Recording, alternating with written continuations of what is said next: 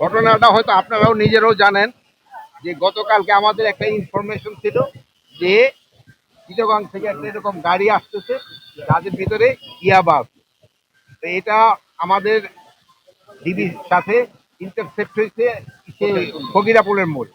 ফকিরাপুরের মোড় ইন্টারসেপ্ট হওয়ার পরে আমরা এখানে ধাওয়া করি প্রায় 500-600 গজ পর্যন্ত ধাওয়া করা হয়। ধাওয়া করার পরে একজনকে একজনের গুলি করতে করতে যাইতেছে, কিন্তু আমরা 3জন আসামিকে ধরে ফেলছি। গাড়িটাও আমরা উদ্ধার করতে পারছি এবং 9,000 ইউবা আমরা উদ্ধার করতে পেরেছি।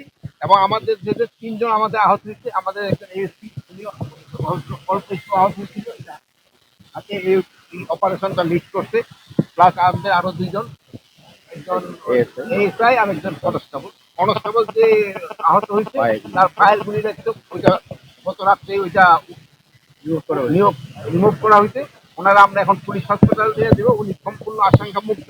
এবং আরেকজন এসআই যে হয়েছে তারটা হয়েছে হলো অ্যাবডোমিনাল এখানে, বাট এটা আল্লাহর রহমত, যেটা অর্গানিক কোনো ইচ্ছে লাগে নেই। এই জন্য হয়তো ওনাদের হয়তো 24-48 ঘন্টা পরে অপারেশন করে এটা বের করে দিলে আমরা ওনারও পুলিশ হবে। ওনারা সবাই খুব ভালো অবস্থায় আছে আল্লাহ দিলে, আরো কোনো রকমের। আর বাকি আসামি যে আছে এগুলি আমরা ধরার চেষ্টা করছি।